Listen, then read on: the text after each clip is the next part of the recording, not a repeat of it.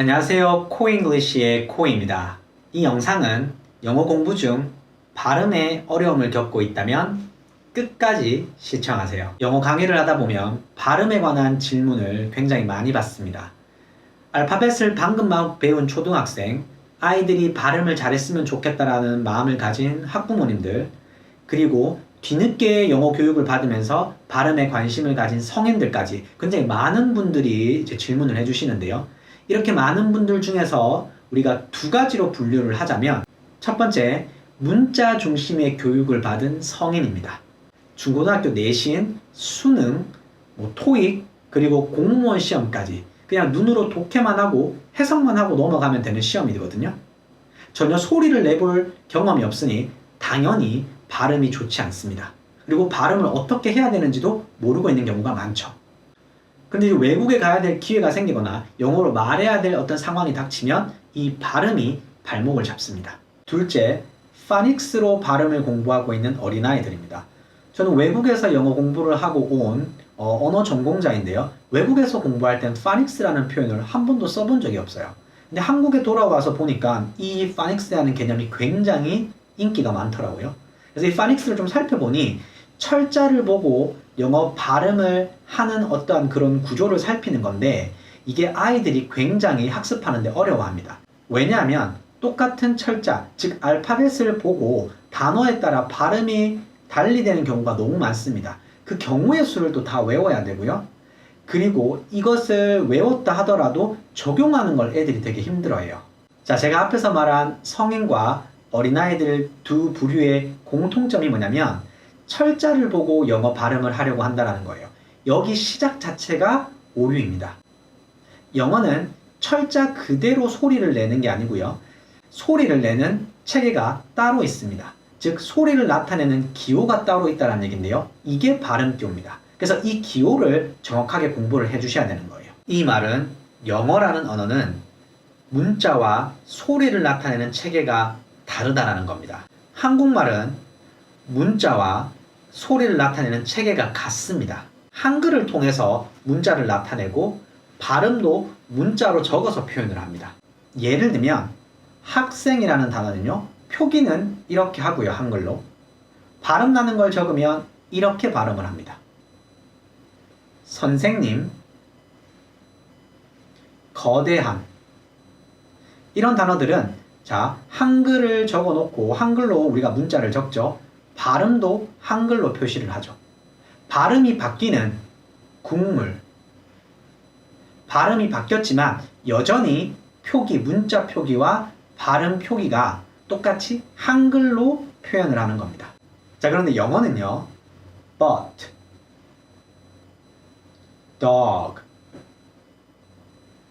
cat. 자, but부터 한번 살펴볼 건데요. but. 자, 알파벳으로 but이라는 단어는 이렇게 사용을 합니다. 그렇죠? 적습니다. 그렇죠? 발음은 기호가 바뀌었죠. 즉, 우리가 문자로 나타내서 알파벳으로 표현하는 단어는 이렇게 적지만 이 단어를 발음할 때는 여기 나와 있는 이 기호대로 이 발음을 하셔야 된다는 거예요. 여기 나와 있는 철자대로 발음하지 않습니다. 극단적인 예로 설명을 드리면 우리가 B-U-T라고 했으면 U라고 읽었기 때문에 어떤 분들이 이렇게 질문하시는 경우가 있어요. beaut 혹은 boot 라고 발음해야 되는 거 아니냐? 근데 우리가 실제로 발음은 but 이렇게 발음을 하고 있거든요. 단어를 공부했을 때 철자 나는 대로 발음을 하는 게 아니라 발음교를 정확하게 공부를 하셔서 이 단어가 가지고 있는 발음을 익혀주셔야 되는 거예요. 단어를 문자로 표기하는 방법과 소리를 표시해서 소리를 내는 방법이 완전히 다르다는 얘기입니다. 제가 재밌는 예를 하나 가지고 왔는데요. 이 영상을 한번 볼까요? Okay, what does Y-E-S spell? Yes. What does E-Y-E-S spell? Yes. What does E-Y-E-S spell? Yes. What is happening? Y-E-S spells yes. What does E-Y-E-S spell? What again? Y-E-S. Y-E-S spells yes. What does E-Y-E-S spell? E-Y-E-S. EYS. Should he find it, mate? Too late. Yeah. YES. Someone's Oh, yes. What does EYES What?